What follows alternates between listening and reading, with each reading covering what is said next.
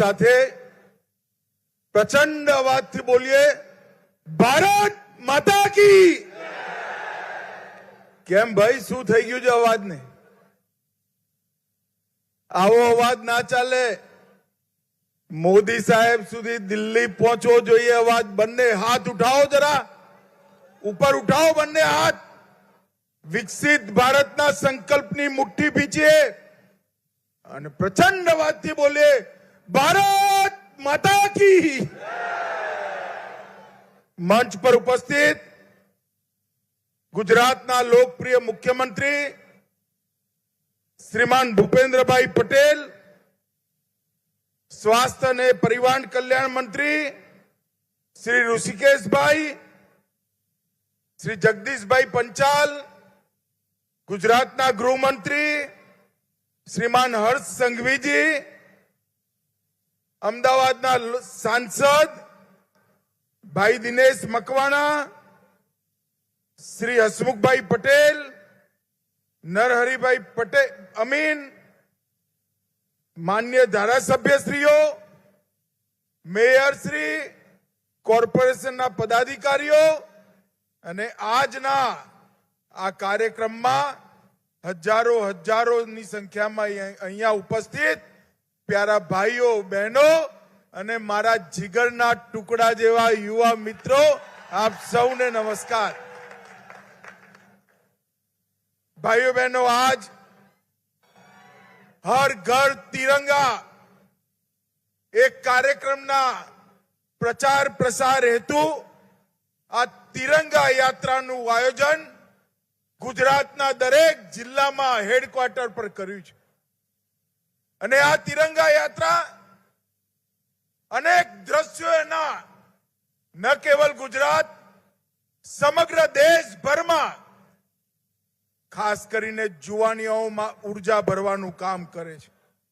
હર ઘર તિરંગા એ મોદીજીએ ચાલુ કરેલો કાર્યક્રમ આજે ન કેવલ દેશભક્તિની અભિવ્યક્તિ, એની સાથે સાથે 2047માં મહાન અને વિકસિત ભારતની રચનાના સંકલ્પનું એક પ્રતીક બન્યું છે। 15મી ઓગસ્ટે આપણે 78મા વર્ષમાં પ્રવેશ કરીશું।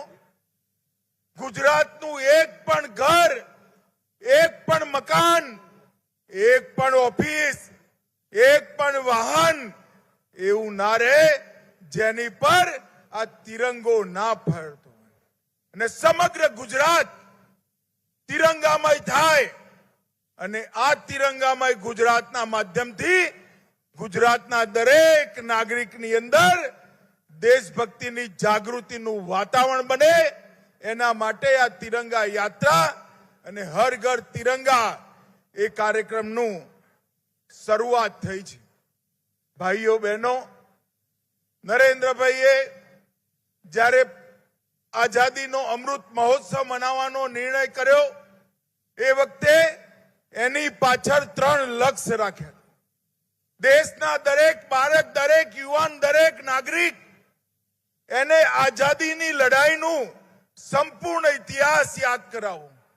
એની સાથે સાથે 75 વર્ષમાં આપણે પ્રાપ્ત કરેલી સિદ્ધિઓ, સમગ્ર દેશે પ્રાપ્ત કરેલી સિદ્ધિઓની જાણકારી આપી અને ત્રીજો, આવનારા 25 વર્ષ દેશનો અમૃતકાળ, 75 વર્ષથી 100 વર્ષની આ યાત્રા દેશના 130 કરોડ નાગરિકો દેશના વિકાસ સાથે જોડાઈ ભારતને સમગ્ર વિશ્વમાં દરેક ક્ષેત્રમાં નંબર 1 બનાવવાનો પુરુષાર્થ કરવો, એના માટે આ અમૃત મહોત્સવ યોજ્યો હતો। અને અમૃત મહોત્સવ પત્યા પછી અમૃત કાલમાં આ સ્મૃતિ, આ સંકલ્પ એને યાદ કરાવવાનું કામ દર 15મી ઓગસ્ટે હર ઘર તિરંગાનો કાર્યક્રમ કરે છે।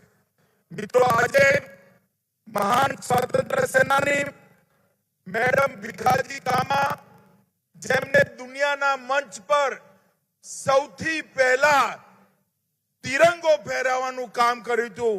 મેડમ કામાનો આજે પુણ્યતિથિનો દિવસ છે અને આજે મેડમ કામાના પુણ્યતિથિના દિવસે આ કાર્યક્રમના માધ્યમથી સૌ હુતાત્માઓ જેને દેશની આઝાદીમાં અનેક પ્રકારના બલિદાન આપ્યા એમને આપણે સૌ યાદ કરીને શ્રદ્ધાંજલિ આપીએ.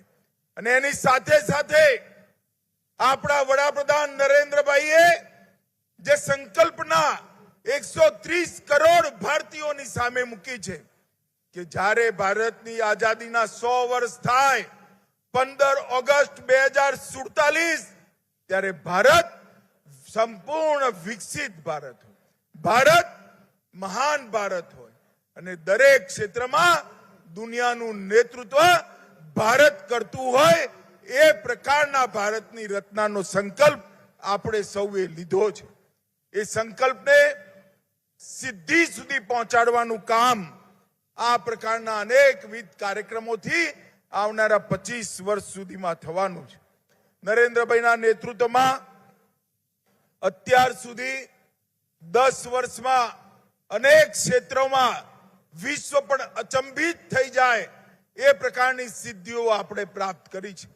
ચંદ્રમાના દક્ષિણ ધ્રુવ જ્યાં સુધી પૃથ્વીનો કોઈ વ્યક્તિ પહોંચ્યો ના હોય ત્યાં આપણો તિરંગો પહોંચાડવાનું કામ આપણા નેતા નરેન્દ્ર મોદીજી કર્યું.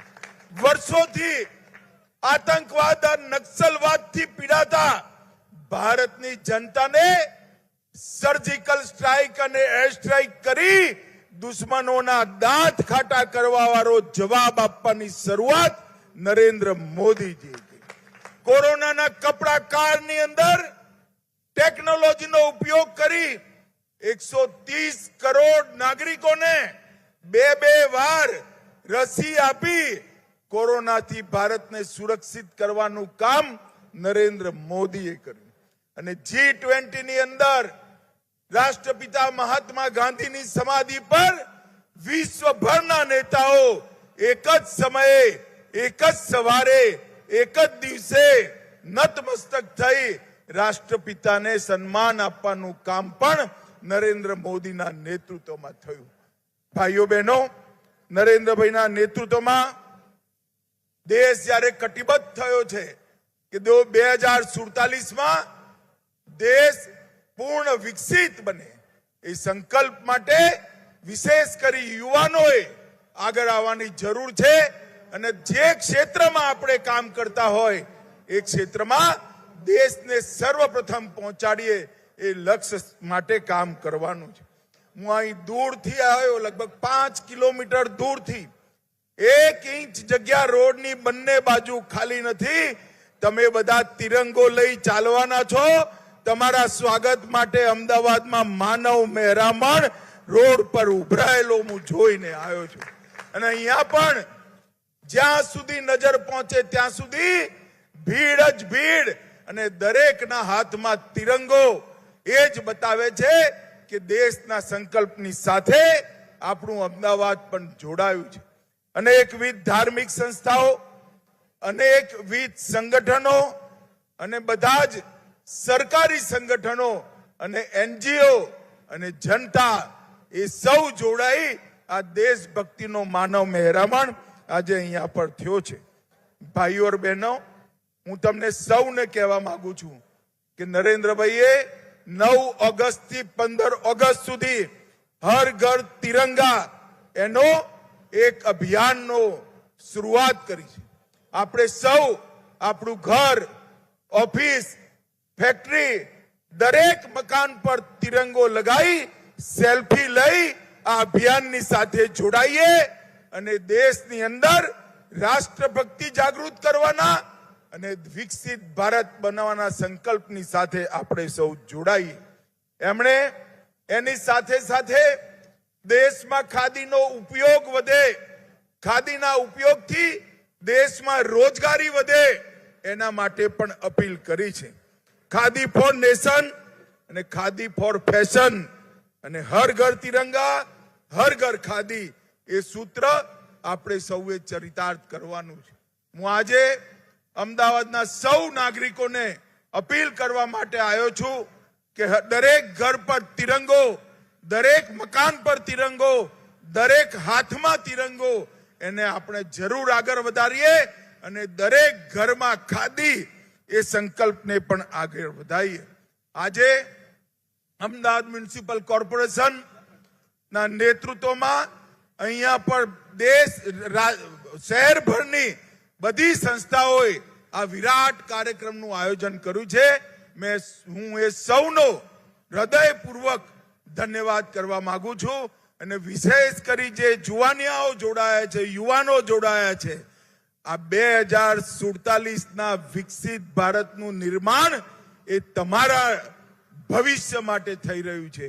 આ સંકલ્પ સાથે આપણે સૌ જોડાઈએ અને દેશભરમાં, અમદાવાદમાં, ગુજરાતમાં દેશભક્તિની જાગૃતિ અને વિકસિત ભારતનો સંકલ્પ દરેક વ્યક્તિ સુધી પહોંચાડીએ.